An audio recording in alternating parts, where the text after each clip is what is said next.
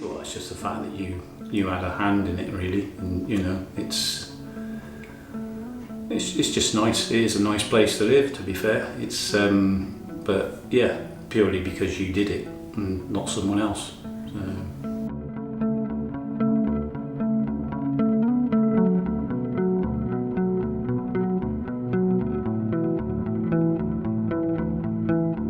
Bakehouse site was definitely a challenging site. We knew we could get some interesting things in there, but there were so many factors in play. Houses overlooking, difficult access, tricky topography, and getting to homes on the plot that are making the best of what could be really fantastic views. So kind of getting windows and stuff orientated so we make the best of those views.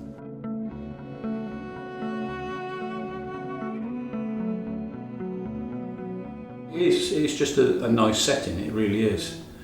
So, and like I say, I think they positioned them quite well, very well actually, certainly this one, because you get sun all day. And that is a bit of a problem sometimes, it's too hot, but literally that patio there just gets the sun all day. I've been looking for years, and then this came up for sale and managed to buy it. So I think 2 other people had bought it before me and dropped out. Getting neighbours kind of on board with the idea of anything being built there was heavily protested against. Because this was a garden to the house at the very top, so literally it was just a green area, so nobody wanted it. And that's why I think the previous 2 people before me backed out. We had to do a lot of modelling and stuff to make sure we weren't making too big an impact on the site and the setting. And I think the neighbours were quite suspicious all the way through until the houses were complete, and then actually they've since proven that our attitude was right.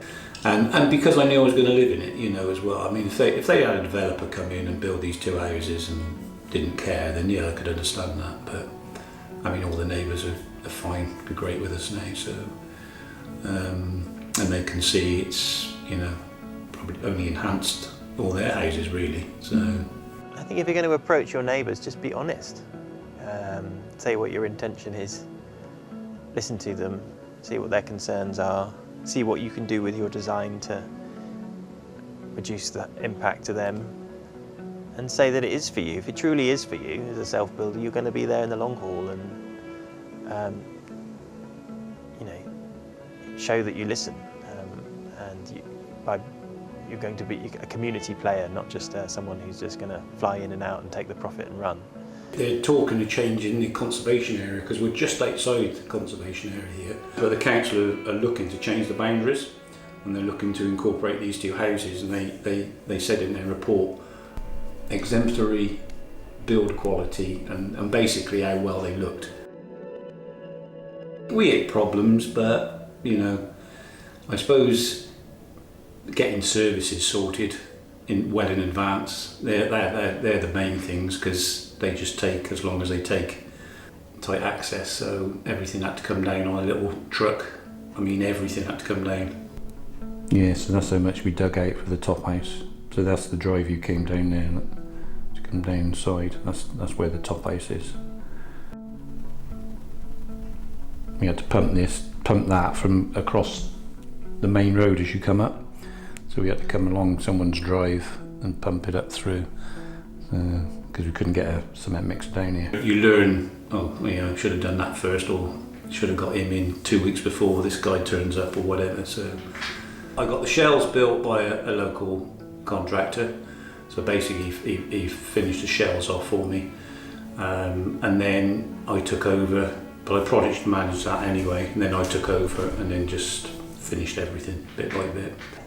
The outsides have not changed too much. There are a couple of things actually. They had horizontal cladding and I've done vertical, and they did have a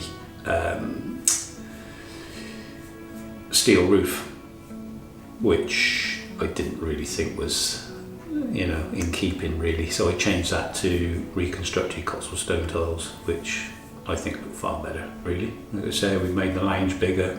We had an office down there, which I think was a waste of time. Bedrooms have all changed upstairs, just moved them around, made them slightly bigger, corridor, and little things like, you know, the doors down here, made them floor to ceiling rather than standard height doors. Major costs were a couple of big retaining walls we had to do at the top, because the top house was sunk in the ground sort of 2.5 metres. Big retaining wall at the top. I really enjoyed it, and that's why I've gone on and done some more, you know, and it is really, really interesting. I mean, the other thing is obviously is to get a good architect that can, you know, design a nice looking house. So many people come by and say how well they sit in the plot, you know, like they've been here forever. You should probably also say don't be timid.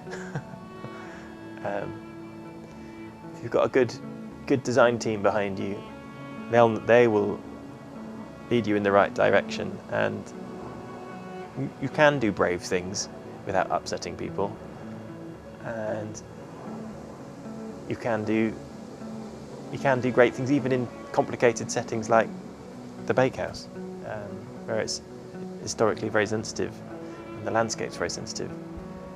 You can do brave things and do them well.